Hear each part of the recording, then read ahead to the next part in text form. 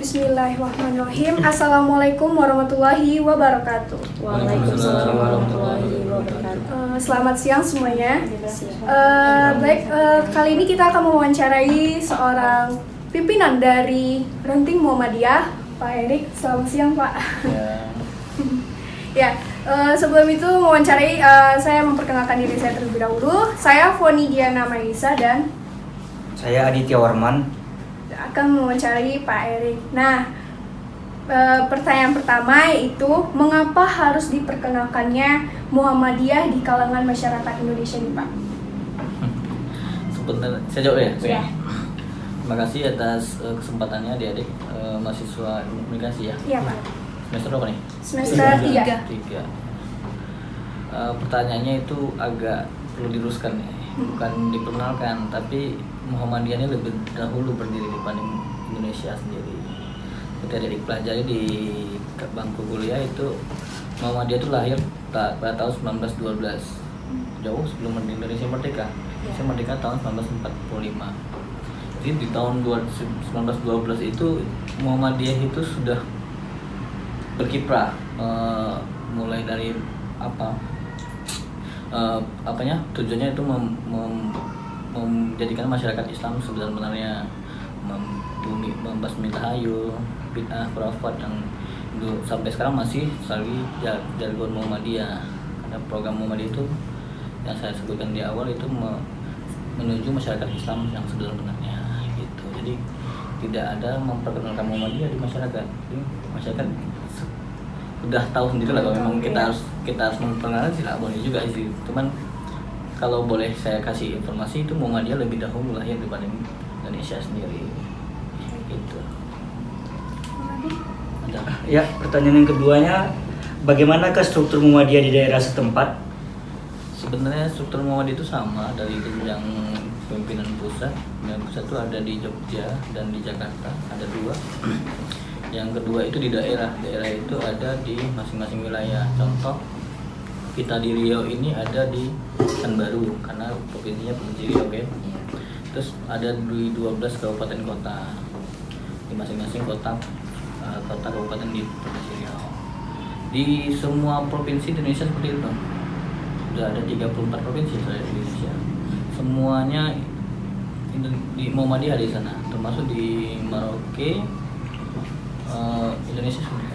Muhammadiyah sudah ada di sana jauh sebelum ya. Kalau kita ketahui kan, kalau kita kaji ke pendidikan kesehatan yang udah dibangun Muhammadiyah selama ini, Muhammadiyah lebih dahulu membangun rumah sakit, sekolah itu di daerah terpencil dibanding pemerintah sendiri gitu. Kalau struktur, kita kembali ke struktur, itu ada pimpinan pusat di Jakarta dan di Yogyakarta, ada pimpinan wilayah di masing-masing provinsi, ada pimpinan daerah namanya di masing-masing kabupaten kota. Kalau tingkat kecamatan itu ada pimpinan cabang masing-masing kecamatan di seluruh Indonesia. Terus kami sendiri pimpinan ranting itu tingkat kelurahan. Kelurahan ya masih lebih pada skala kecilnya, lebih kecil ranting. Itu berproses jamaah, kita lebih kaji jamaah, terus pengajian dalam kegiatan kita. Ada lagi?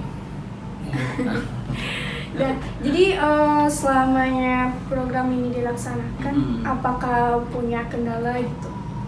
Kendala tuh banyak kan kalau kita kaji itu, karena juga masyarakat, kalau kita segi beragama itu atau bermuhammadiyah sendiri itu kan ada banyak kalau kita di masyarakat itu ada banyak saya lupa aliran. Tapi Muhammadiyah bukan aliran ya. Muhammadiyah itu organisasi perserikatan. Kalau yang di masyarakat kan ada Nasabandiyah gitu, itu mereka kan ada pengutusan orang kan gitu. Kalau Muhammadiyah enggak, Muhammadiyah lebih terstruktur organisasi dia. Makanya sekarang kalau kita ketahui bersama, sekarang kita udah internasional. Malah Muhammadiyah itu sudah punya pimpinan cabang istimewa namanya kalau di luar negeri itu. sampai yang terakhir kalau kita ada diketahui pimpinan cabang istimewa Australia sudah membuat sekolah, itu namanya Muhammadiyah Australian College. Kalau di Malaysia kita sudah punya Universitas Muhammadiyah Malaysia. Ini Muhammadiyah itu organisasi, bukan aliran. Berarti ya. Nah, Lanjut lagi. Ya, yang terakhir, pertanyaan terakhir, bagaimana tujuan Muhammadiyah ke depannya untuk menghadapi kendala dalam masyarakat? tujuan Muhammadiyah tetap sama, dari awal sampai sekarang ini, sampai kapanpun kalau itu mewujudkan masyarakat Islam sebenar-benarnya. Sampai itu terwujud kan belum selesai tujuannya. Iya. Kan masyarakat Islam benar-benar seperti apa gitu kan. Sampai makanya proses pembuatan sekolah, amal itu kan bagian sekolah, rumah sakit, panti asuhan dan lain-lainnya. Itu kan bagian dari tujuan Muhammadiyah untuk mewujudkan masyarakat Islam sebenarnya. Itulah gunanya amal usaha Muhammadiyah didirikan. Ya tujuan itu gak akan kalau tujuannya kecil kan cepat tercapai kan, ini kan besar. Tujuannya besar berarti belum jangka selesai. panjang. Ya, benar ya, sampai Pak. jadi sampai kapan gitu nggak tahu yang kapan tercapai.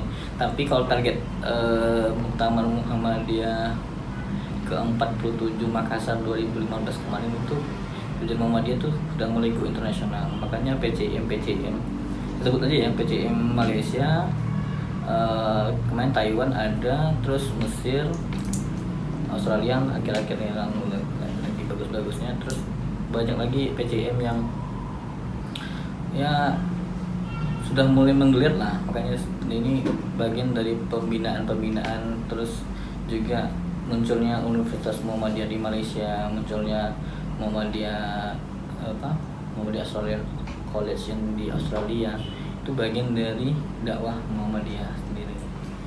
Saya bisalah mewujudkan cita-cita Muhammadiyah tersebut gitu ya. Sekian dari hasil wawancara singkat kami siang ini bersama Pak Erik. Terima kasih ya Pak ya. Baik, itulah hasil wawancara kami tadi bersama Pak Erik. Semoga dapat bermanfaat bagi kita semua, dan mohon maaf apabila ada kesalahan. Saya tutup. Wassalamualaikum warahmatullahi wabarakatuh.